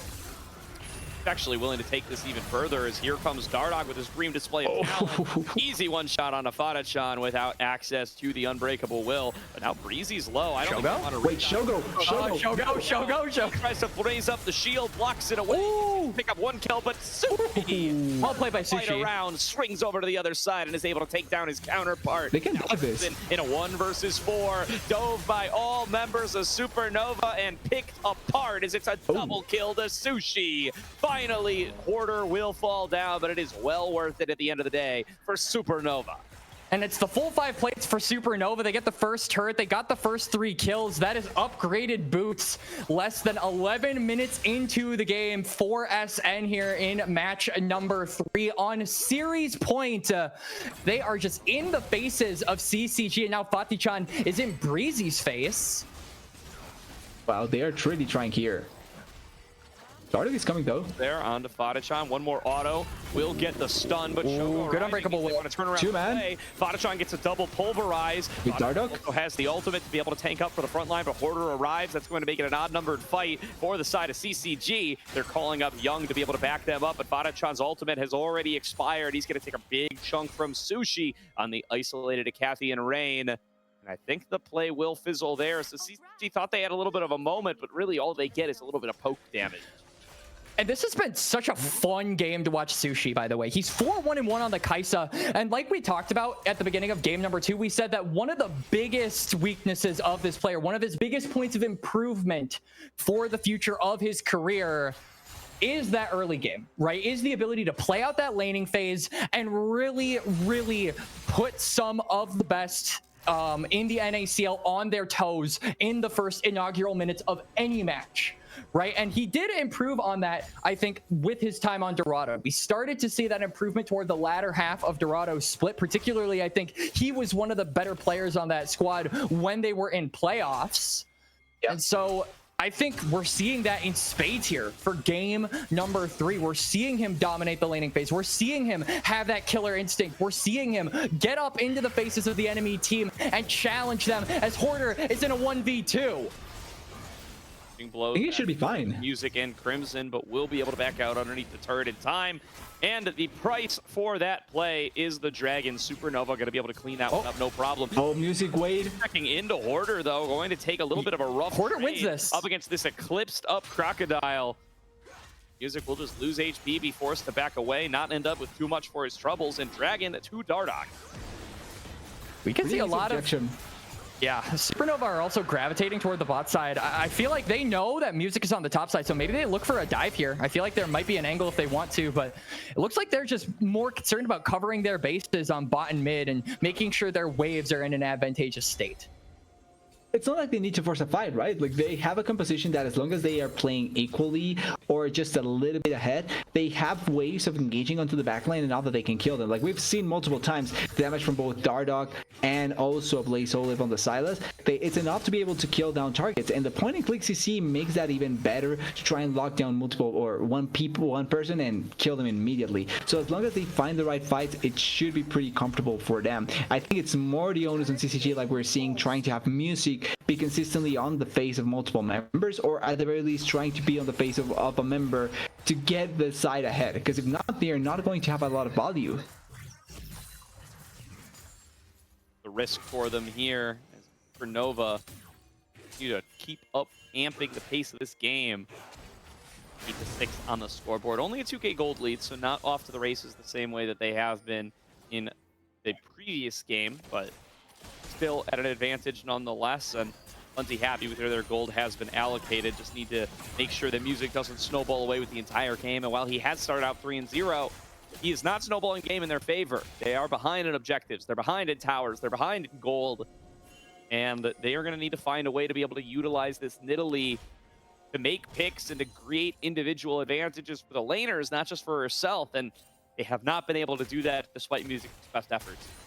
And this is the difficulty we said that would, you know, come for CCG around that mid game, which we're post 14 minutes. I would say we're starting to etch into that territory. You just don't have a lot of team fighting, right? Like, you don't have a lot of tools to really group up as 5 and actually put this threat onto Supernova. Shogo is putting some threat onto Breezy, but it seems like it might be the other way around. Shield your eyes. It doesn't matter, though. Sushi's going to be able to finish off 1 kill, and I think Fadachan's about to make it 2. Dardoch can just throw him into the wall, and it doesn't matter. It's somehow still a 3-for-1 cross map to Supernova. There were a lot of oh-no's in that play, multiple things going wrong, but the thing that stays true is the fact that they just kill Shogo so easily as, music, wait. Another one to the pile, Dardoch! Bayfang would be not sure what was that. Dude, Tion is squirming in his chair at LPL, right? You know, Bayfang is over here fearing for his position. It's been a couple of interesting mechanical moments here for Dardoch over the past minute or so, but you know, at least they're entertaining, right? You could ask yourself a lot of questions about that, but am I bored is not one of them. Look, that's the motto of the Fries group in LCK, and I live by that motto as well. So I'm fine with this being one of our games as well. And it's been fun, I'm not gonna lie. Like, it's enjoyable seeing them attempting at killing each other in the best, worst, and most neutral manner possible in multiple occasions. I will say though, music being the one ahead, I don't think bodes that well for CCG at this point in the game. Not because Nidalee is bad being ahead, but because she can be killed at any moment. Same for the other 3 carries. I mean, yeah, the difficulty for Nidalee, I think, in this game is like the moment you go in, do you not just get CC locked and chained up? Yes. Like, you're going to be getting hit by ABO. You're going to be getting hit. Like, this entire top side is going to make it their life's mission to make sure you can't get onto Sushi. Like, to be honest, one-shotting Sushi has got to be the play, right? That's what they need to be able to find. Yeah, he's 5-1 and 2. But then Dardoch kills you. Yeah, or Abo kills you. That's, I think, the biggest problem. They may kill Hoarder here, though. Hoarder in a 1 versus 2, caught behind enemy tower. There's a rock, a hard place, and several other things that you cannot go through for old Hoarder in this bottom side. It's an easy cleanup for CCG, and you know who that kill's going to. It is once again Music, who, listen, at a certain point, he's so far ahead that he's going to really be in one-shot potential, and you're not really going to be able to stop him from getting onto Sushi as long as he can find the right angle. But again, I really think he needs to start spreading this wealth around. He needs to find a way to use this combat power he has at 17 minutes and get extra combat power on a young and Shogo to be able to use 15 minutes from now when CCG is going to be trying to actually win out on fights. So that's the thing as well, because yes, Music gets another kill, but you see Shogo running down for a 100% certain kill and seeing Music take it away. And I feel like that's one of those things where Music, you're already ahead. You don't need that kill. Just give it to Shogo and we can all be happy. Because you were saying, I know who gets that kill, I know who didn't get that kill. And it's Shogo, the one that has been starving for gold all game long. I'm also kind of curious if it wouldn't have been a better idea for Music to just opt into just straight up poke damage instead of having that pounds damage also be meaningful. Because I think that if you pounds like you're mentioning, you probably are going to get killed. Even if you kill Sushi, I'm not sure if it's that worth. Going up in the face of Supernova, going to expend the culling to chunk Breezy to about half. That was a dragon going the way of CCG, so they do get themselves back into the objective game, although Hoarder in the side lane continues to be a thorn in their side. They are going to send multiple members up here to try to deal with rocks to demolish. Young going to force the Dominus to be popped here, and there's a long flank coming in from Fadichan. I think Hoarder might be done for. Music on Music, please, I beg of you, give this kill to a carry. But let's see if they're going to be able to lock him down in time. They do manage to get it. Young! There we go. Okay. And it will be the Lucian starting to get online. Damn, I was really hoping to say the line that he had 6 out of 9 kills, but now it's 10, so I can't say the line. It's fine. It's whatever. It happens. As now Supernova, though, that was a lot of numbers expended by CCG. We saw they managed to break down the mid turret. Ablaze Olive is here on the bot side by himself. So even though you get a kill and it goes on to Young, so you finally get another carry with some kind of injection. As hang on, good flash. Wait.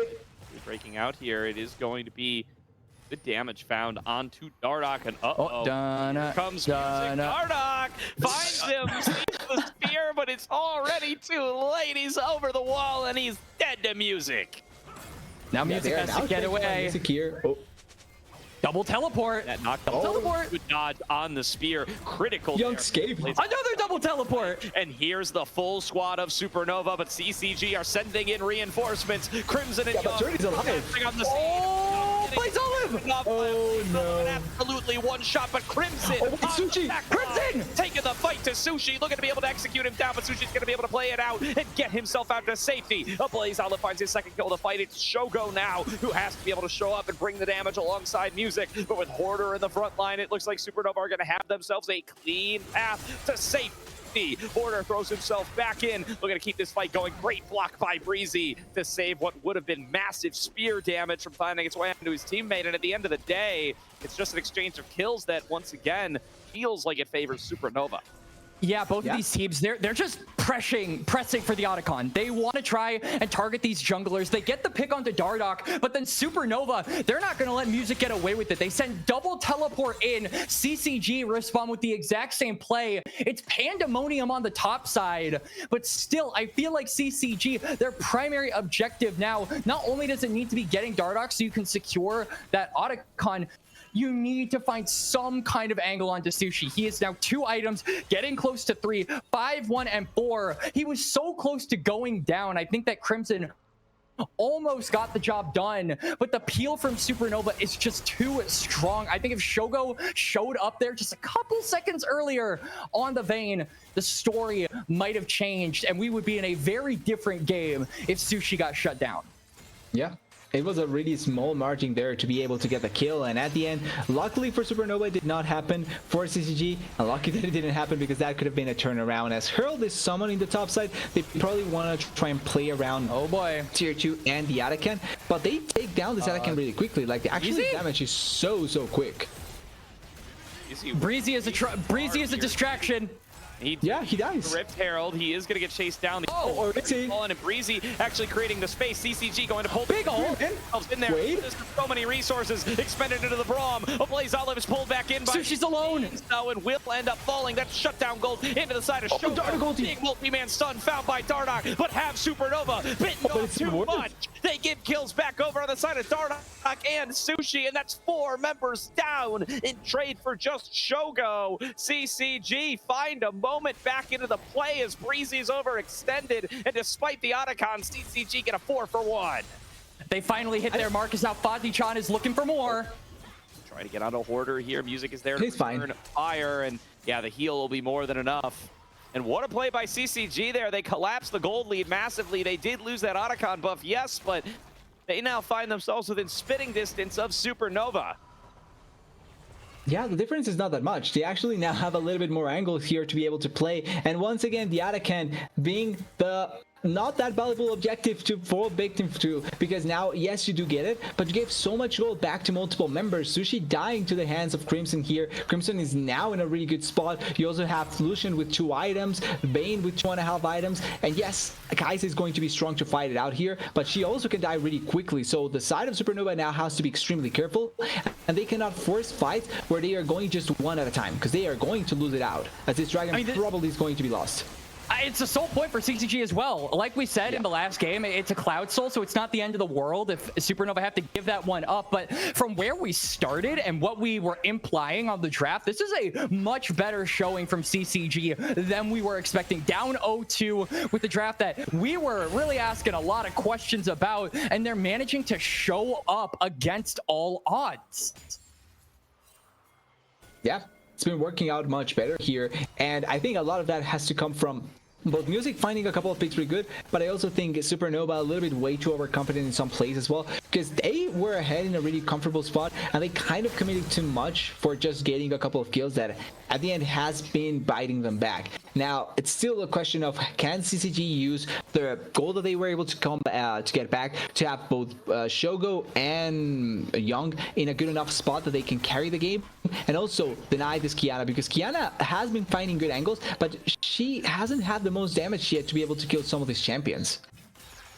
Yeah, that is a good point. I feel like Dardoch, you know, we looked at him a similar way that we looked at him with the Neferi in game number 1, right? Saying that you need to be able to snowball this character, and the Neferi as well took its time, I think, getting gold. We really saw CCG make it difficult for him to operate on a snowball-esque basis in that first match, but we're kind of getting to that point, I feel, where CCG are just never going to give him an angle, right? Because Fatih-chan is tanky, Crimson is tanky, Music is tanky as well. You've got 3 champions that are health stackers and will make it really difficult for you to actually get the damage across that'll be lethal. And so I feel like now Dardoch has to be really creative with where he steps and who he's targeting from here on out, because you're going for the backline, but the backline just feels so difficult to get to. You don't really have any flankers as Supernova. Maybe if you had like a Chemtech Soul and those empowered blast plants, that could have been an angle, but there really isn't a flank, I think, that can be had from Supernova at the moment, and they need that. And second item, Axiom Arc for Dardoch here. He's on his 3rd now, but you got to question if that's affected his one-shot potential a little bit. Feels like a bit of a solo queue item to me. I don't know how much getting that little bit of extra cooldown reduction on your ultimate is going to benefit you in a comp game. You're really looking to find your one window with the supreme display of talent, win out the fight there, and then odds on you're not going to be using that ultimate again for a bit until both teams are fully geared up for another team fight. I do wonder if he's lost a little bit of value there. And actually fighting it out here. Yeah, Hoarder's actually... Wait, that's a pick. Wait, yeah, Hoarder has teleport as well. I did not expect that at all. I felt like that was going to get completely disengaged way faster, but Crimson stays in there. Hoarder stays on top. They killed him so quickly. Easy solo kill, and now Supernova on roll. They just take the Baron for free, and CCG, after all that work to get the game back to parity, it's all gone, and Supernova's further ahead than ever. Yeah, now Hoarder... I don't think Hoarder's skill actually meant or was that meaningful to get that Baron buff. I think they get it anyway because they were out of position, but Hoarder dies now. Yeah, Hoarder goes down. You gotta kill, please. I love how up he's been playing in the side lanes here. I think this is probably the 3rd or 4th time CCG have found Hoarder just a little too far up and managed to take him down. Yep. But I mean, this is like Bowson's Law, right? Where you're tanking so much pressure and you're absorbing so many members of CCG that the rest of Supernova are just making plays on the other side of the map. As Sushi has to be careful. Oh, wait. He is so there it is. Dodging these Nidalee spears, dude. This is 2 fights in a row where Sushi just narrowly avoiding a spear, avoids himself being one-shot by Music. It didn't matter in the prior fight, but that time right there, if he doesn't make that pinpoint movement, he's one-shot. Yeah. Speaking of one-shot, yep. Yeah. I was going to say that. Finally, we see a one-shot from Dardoch there. Good move by him to be able to take out Shogo. And you know what? Maybe he's going to make a liar out of me. Maybe he's going to get that Axiom Arc ultimate back up a little bit sooner. And we'll pop it off in time. Yeah, in time for the Dragon. Comes up in a little less than 30 seconds. And CCG, there's a good amount of priority that you have on this Drake, right? It gives you soul. It gives you something that you can play around with. I think Supernova, obviously, they're not in the position where I feel CCG need to contest them. Right? This isn't like Soul Point, but yeah, they're just gonna say that and go immediately for topside. All of them overloading onto Hoarder. Yeah, but what about your bot lane inhibitor, CCG? Is Hoarder breaking ankles, gets the slam. Wait, look at the base. Did they still have Baron? Guys.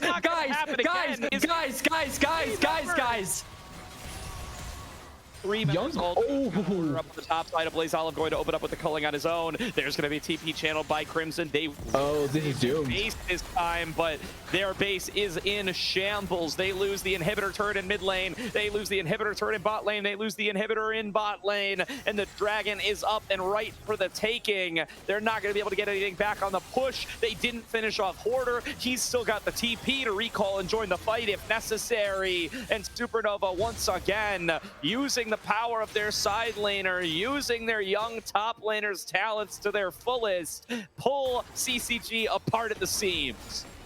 Music still hasn't died yet, by the way. My man is really looking for those angles. I mean, this has been, I feel like this is almost an example of how quickly this game has fallen apart for CCG. They were really competitive for like 95% of this game, but then all of a sudden, Supernova Hoarder with 1 kill onto Crimson and bot side breaks the whole map open.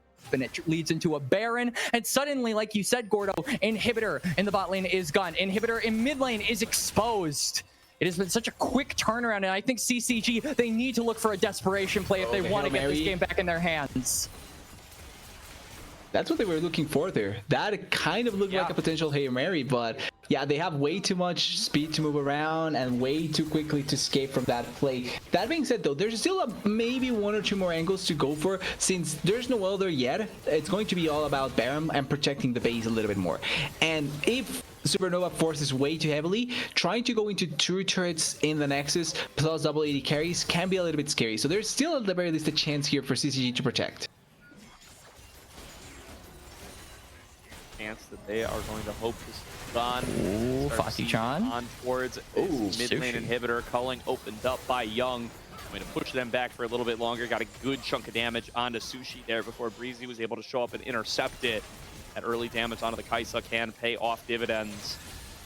Threat of the spears constantly means that Supernova can't feel comfortable playing a poke war against this CC composition for too long.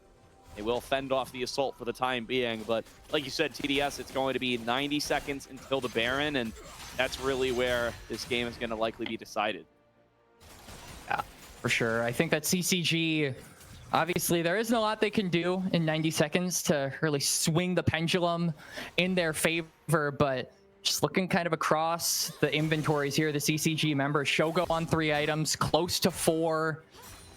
Young as well on 3 items. This is really the break point for a lot of these double marksman comps, right? You really scale off of items and try to levy that economy to get yourself an advantage in late game fights, just having that consistent damage always in the back of your pocket. But I feel like it just doesn't, it doesn't equal enough here, right? Because Supernova, like, they've got ABO at 3 items, almost 4, and they've also got that Seeker's Arm Guard, right? There's plenty of defense here for Supernova to not get immediately ran down by the marksman, and I can't say the same for the CCG marksman in the wake of defense.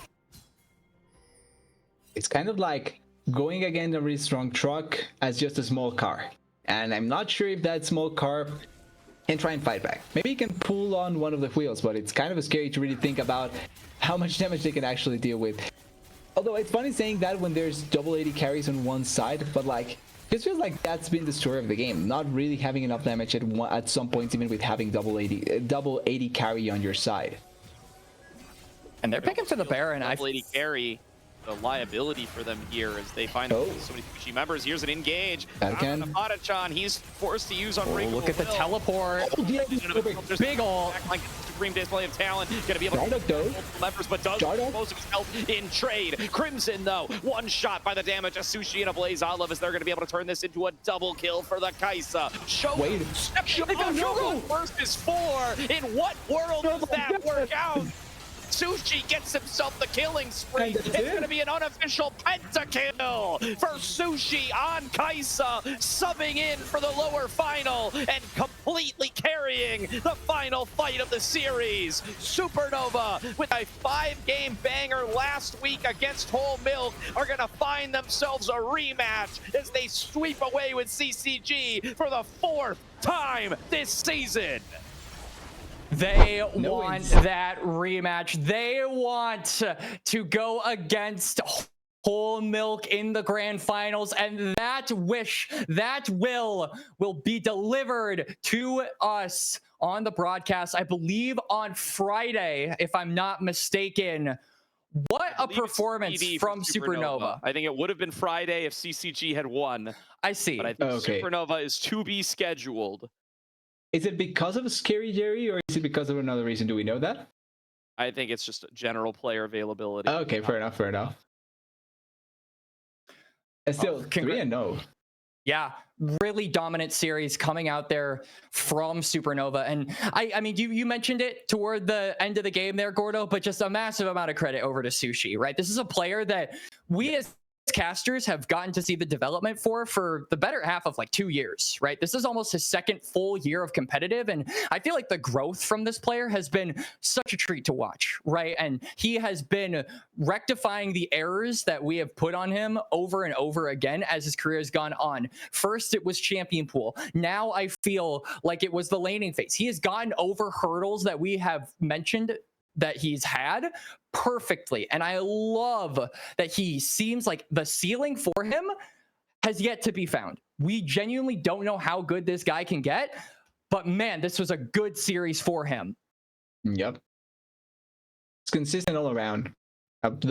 The body that he brings, the way that he plays was really good. Barely felt like Scary Jerry was missing, which is not something easy to try and play around, but he did such a good job.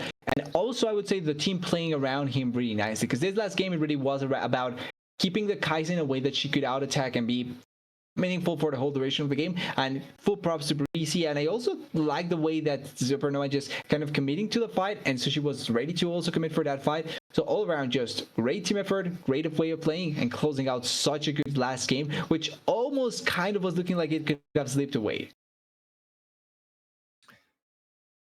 Yeah, absolutely. Really good stuff from the side of Supernova. Honestly, I'm really excited for grand finals, right? I think that the rematch narrative is something that, you know, can get a little tiresome, but these are two teams that I think have been at the pinnacle of propping up talent. I think that Supernova have taken players that at the start of the year were either thought of as, you know, potentially a little bit washed up or, you know, not necessarily ready to go into tier 2. They turned them into actual titans in the tier 2 bubble. So it's been awesome to see their transformation. Milk have done a similar thing, but to more well-established players. And so I do think that this really is going to be a battle whenever we see this best of 5 of the future of North America. These are the best players in tier 2. These are your future LCS prospects. And this is going to be a really exciting match to take a look at. I'm kind of curious about something, by the way. Did anyone had Whole Milk in the grand finals before the two matches? No. Well, okay, in fairness, we figured it was going to be Drexer. We did not know it would be Kisno. Kisno did play that series. True. It was Kisno playing that series. I also saw that as well. I think it is likely that he will continue to play, though we don't know for sure. He's not on the roster, so it would be another E substitution. We will see if that remains the case or not. Worth calling out. I mean, what a final, though, that we have in store for us. First of all, it went to 5 games when they played against each other in the upper final previously. And then additionally, right, it's the NACL super team against the NACL rejects, right? Nui, Mini, Levitate, Cryogen, all competed in spring, all found themselves teamless in summer. But they come together and they make a run on the winner's side to the finals. They're now going to find themselves faced with Supernova, a team that was built from the ground up to be able to compete for that potential LCS promotion. Going to be a real joy to watch as the face off. We still are TBD when that matchup is going to be, but we will scream it from the rooftops as soon as we find out. Doesn't look like we're going to be able to have an interview here today, unfortunately, but been a fun series and been a fun run for CCG. Again, you brought it up earlier today, Quacks. I do want to give props to CCG for how involved they've been in the ACL. Out of all the NACL teams, they're definitely among the most participatory in this scene.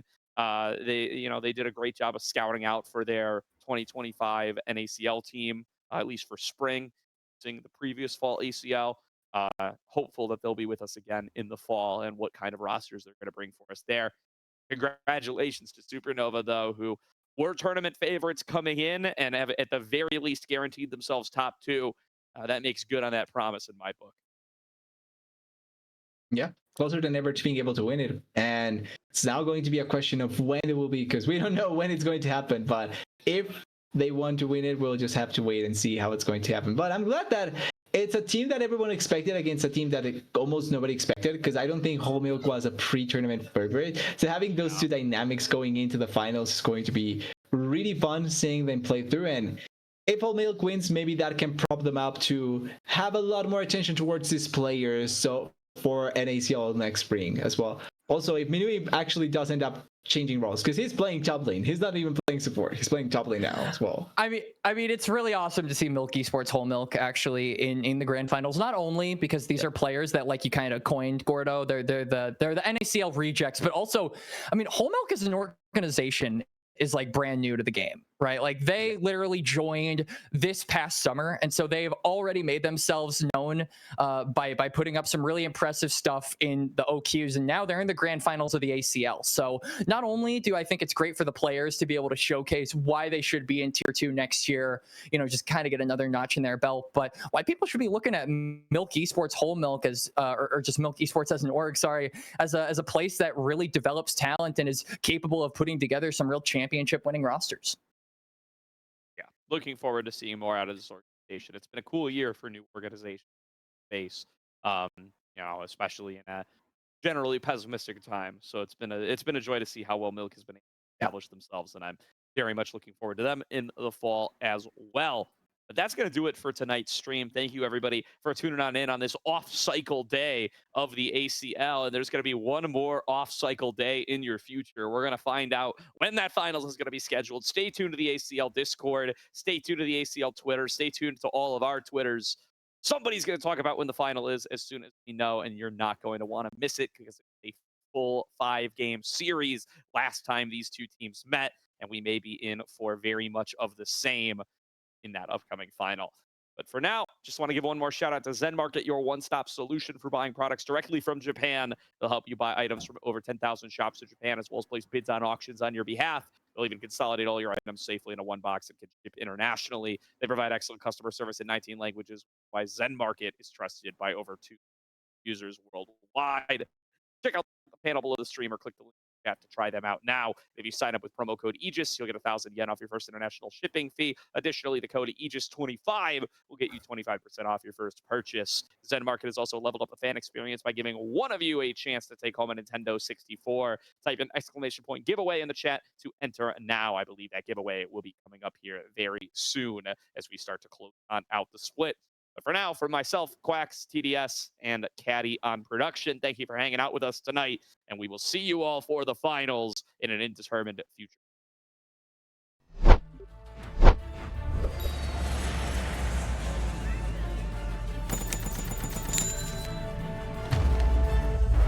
Bro, just use Zen Market.